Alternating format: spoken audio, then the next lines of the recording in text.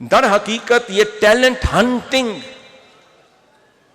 اور کسی ٹیلنٹ کو گروم کرنا،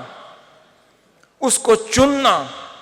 اور اسے پھر امت کا معمار اور لیڈر اور سپہ سالار بنانا، یہ در حقیقت آقا علیہ الصلوۃ والسلام کی اپنی سنت ہے۔ اب اگر آقا علیہ الصلوۃ والسلام کے دور کی طرف نظر دوڑائی جائے تو آقا علیہ الصلوۃ والسلام نے اپنے دور کے بہترین موتی چنے، انہیں نکھارا، انہیں گروم کیا، ان کو تعلیم دی، ان کو تربیت دی، ان کو حکمت سکھائی، اور پھر ان میں سے چن چن کر ایسے موتی نکھارے کہ کوئی وقت کا جیورسٹ بن گیا، کوئی جرنیل بن گیا، کوئی فلاسفر بن گیا، کوئی ایمبیسڈر بن گیا، کوئی اکیڈیمیشین بن گیا، کوئی جیورسٹ بن گیا، کوئی سائنٹسٹ بن گیا، کوئی رولر بن گیا، کوئی مفسر بن گیا، کوئی محدث بن گیا، کوئی اوریٹر بن گیا، کوئی خطیب بن گیا، کوئی مبلغ بن گیا۔ اب اگر دیکھا جائے تو سیدنا ابو قحافہ وہ ایسا موتی آقا علیہ الصلوۃ والسلام کی نگاہ نے چنا کہ صدیق اکبر بنا دیا۔ عمر بن خطاب ابن خطاب تھے، وہ ایسا موتی سیپ میں سے نگاہ مصطفیٰ نے چن لیا تو انہیں فاروق اعظم بنا دیا۔ پھر عثمان بن عفان ابن عفان ایک موتی تھا جو کسی سیپ میں چھپا ہوا تھا، نگاہ مصطفیٰ نے انہیں عثمان غنی بنا دیا۔ وہ سیدنا علی کرم اللہ وجہہ امت کے وہ ایسے موتی تھے، نگاہ مصطفیٰ نے چنا اور حیدر کرار اور بابو مدینۃ العلم بنا دیا۔ پھر اسی طرح خالد بن ولید وہ ایسے موتی تھے، حضور نے چن لیا اور انہیں سیف اللہ بنا دیا۔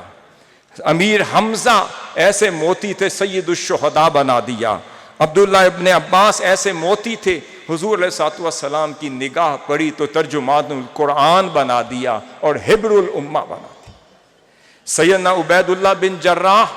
ایک ایسے موتی تھے، آقا علیہ الصلوۃ والسلام کی نگاہ پڑی تو انہیں امین ہذہ الامہ، پوری امت کا امین بنا دیا۔ سیدنا معاذ بن جبل ایسے موتی تھے، کسی سیپ میں چھپے ہوئے تھے، نگاہ مصطفیٰ صلی اللہ علیہ وسلم پڑی تو انہیں اس وقت کا جورسٹ اور قاضی القضاء اور رولر بنا دیا۔ اس طرح ابی بن کعب ایک ایسے موتی تھے، آقا علیہ الصلوۃ والسلام نے چن لیا، اس وقت کا قاری قرآن بنا دیا۔ اگر تاریخ کا جائزہ لیا جائے، اس طرح امت محمدی صلی اللہ علیہ وسلم میں جہاں ہمیں سائنسدان ملتے ہیں، جہاں ہمیں ماہر طب ملتے ہیں، جہاں ہمیں صاحبان علم و فکر ملتے ہیں، جہاں ہمیں طب اور ایجادات کی دنیا کے گوہر نایاب ملتے ہیں، جہاں ہمیں وہ چمکتے دمکتے ستارے جن کی وجہ سے مشرق اور مغرب کو شعور ملا وہ ملتے ہیں، یہ وہ اسلام کے پیدا کردہ چنیدہ موتی تھے جو اسلام کی آنکھ نے جنہیں چنا اور گوہر نایاب بنا دی۔ ایک چیز ذہن میں رکھ لیں، موتی خود سے آپ کی جھولی میں نہیں گرتا،